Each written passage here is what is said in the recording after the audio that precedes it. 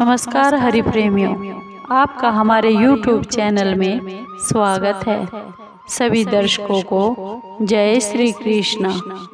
दोस्तों, कैसे हैं आप? उम्मीद है आप सब अच्छे होंगे।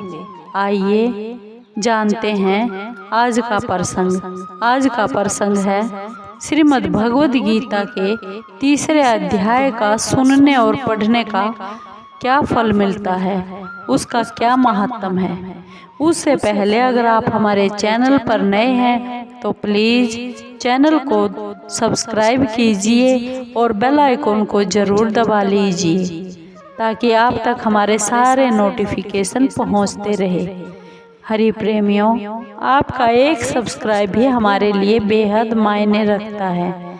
आइए जानते हैं श्रीमद् भगवद गीता के अध्याय 3 का पढ़ने और सुनने का हमें क्या फल मिलता है, क्या उसका महत्व है। आइए जानते हैं। हरि प्रेमियों, गीता जी सभी उपनिषदों का सार है और महाभारत युद्ध के समय रणभूमि में जब भगवान श्री कृष्ण जी ने अर्जुन को जो ज्ञान दिया था, वही ज्ञान श्री गीता जी में बताया गया है। गीता जी में बहुत सी ऐसी बातें हैं जो मनुष्य को जीवन में हर कठिनाइयों का आसान बनाती है। और इतना ही नहीं, गीता जी पढ़ने पर मनुष्य को बहुत सी नई जानकारियाँ भी मिलती है। साथ ही हर अध्याय के नियमित पाठ करने का लाभ और महत्व भी है। भगवान शिव ने देवी पार्वती को गीता जी के सभी अध्यायों का पाठ का जो महत्व बताया गया है, यहाँ आपके लिए वह प्रस्तुत है। भगवान शिव ने माँ पार्वती को तीसरे अध्याय का जो महत्व बताया, जो फल बताया, वह है जानते हैं। भगवान शिव माँ पार्वती को जो ज्ञान बता रहे हैं, महात्म बता रहे हैं, वे बता रहे हैं, हे पार्वती, एक बार श्री नारायण बोले, हे लक्ष्मी, एक बहुत ही मूर्ख व्यक्ति अकेला ही एक जंगल में रहता था और गलत कार्यों से उसने बहुत सा धन धान्य इकट्ठा किया हुआ था। किसी कारण से वह सब धन जाता रहा। अब वह व्यक्ति बहुत ही चिंताग्रस्त रहने लगा।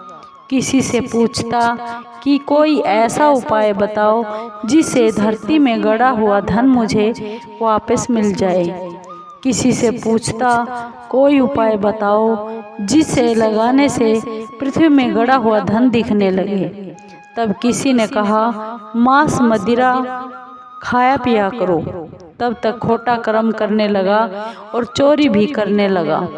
एक दिन धन की बहुत ही इच्छा कर वह चोरी करने के लिए चला गया। रास्ते में चोरों ने उसे मार दिया।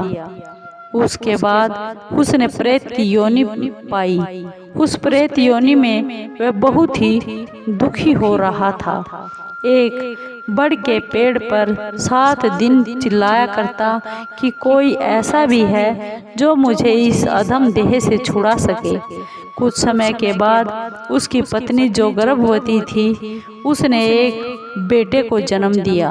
जब उसका पुत्र बड़ा हुआ तो एक दिन अपनी माँ से उसने पूछा, माँ, मेरे पिताजी क्या व्यापार करते थे और उनका देहांत किस तरह हुआ था? तब उसकी माँ ने उसे बताया कि बेटा, तेरे पिता के पास बहुत ही धन धान्य था, वह सब यूं ही जाता रहा। वह धन के चले जाने के बाद बहुत ही चिंतित रहने लगे। एक दिन की बात है, धन की इच्छा से वह चोरी करने के लिए गया, लेकिन रास्ते में चोरों ने उसे मार डाला। तब बेटे ने कहा, हे माँ, उनकी गति कैसे करवाई थी? माँ ने कहा, बेटे नहीं करवाई। बेटे ने पूछा, हे माँ, उनकी गति करानी चाहिए थी। माँ ने कहा, तुम करवा लो, बहुत अच्छी बात है। तब वह बेटा पंडितों से पूछने के लिए गया और जाकर प्रार्थना की हे ब्राह्मण देवता, मेरा पिता एक दिशा में जाकर मृत्यु को प्राप्त हो गए थे, अतः उनका उद्धार किस तरह हो सकता है। पंडितों ने कहा, तू गया जी जाकर उनकी गति करवा, तब तुम्हारे पितरों का उद्धार होगा। यह सुनकर वह अपनी माता की आज्ञा लेकर गया जी को चला गया। प्रयागराज का दर्शन करके स्नान करके आगे बढ़ा। रास्ते में उसे एक वृक्ष मिला और वह उसके नीचे बैठ गया। वहाँ उसको बहुत ही डर लगा। यह वही वृक्ष था जहाँ उसका पिता प्रेत योनि को प्राप्त हुआ था। उसी जगह चोरों ने उसको मार डाला था। तब उस बच्चे ने अपना गुरु मंत्र पढ़ा। उसका एक और नियम था, वह एक अध्याय श्री गीता जी का पाठ नित्य किया करता था। उस दिन उसने श्री गीता जी के तीसरे अध्याय का पाठ उस बड़ के पेड़ के नीचे बैठकर किया, जिसे उसके पिता ने प्रेत की योनि में सुन लिया। जैसे ही उस प्रेत की योनि में उसके पिता ने सुना, उसकी प्रेत योनि छूट गई और उसका शरीर देवताओं के समान हो गया। स्वर्ग से विमान आ गया और वह विमान पर चढ़कर अपने बेटे के सामने ही आशीर्वाद देकर विमान में बैठकर चला गया और आशीर्वाद दिया, हे पुत्र, मैं ही तेरा पिता हूँ जो मरकर इस प्रेत योनि में आया हूँ। तेरे इस पाठ करने से मुझे देवताओं के समान यह शरीर मिल गया है। अब मेरा उद्धार हो गया है और तेरी ही कृपा से मैं स्वर्ग को जा रहा हूँ। अब तू गया जी को अपनी खुशी से जा। लेकिन इतना सुनकर उसके पुत्र ने कहा, हे पिताजी, कुछ और आज्ञा करो जो मैं आपकी सेवा कर सकूं। तब उस देही ने कहा, देख, मेरी 7 पीढ़ियों के पितृ भी नरक में पड़े हुए हैं। अब तू श्री गीता जी के तीसरे अध्याय का पाठ करके उनको भी इस दुख से मुक्त कर सकता है। इतना वचन कहकर जब वह स्वर्ग को चला गया, तब इस बालक ने वहीं पर फिर से गीता जी के तीसरे अध्याय का पाठ किया और सब पितरों को उसका पुण्य देकर उनको वैकुंठगामी कर दिया।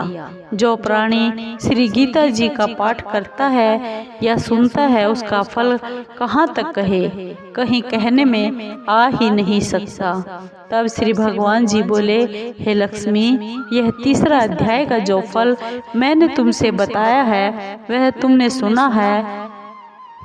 जो भी इस अध्याय के पाठ को करेगा या फिर सुनेगा, वह सब प्रकार के दुखों से मुक्त होकर वैकुंठगामी होगा। हरि प्रेमियों, आपको ये तीसरे अध्याय का महात्म कैसे लगा? अगर आपको अच्छा लगा हो तो प्लीज़ चैनल को सब्सक्राइब कीजिए, लाइक कीजिए और कमेंट ज़रूर कीजिए। धन्यवाद दोस्तों।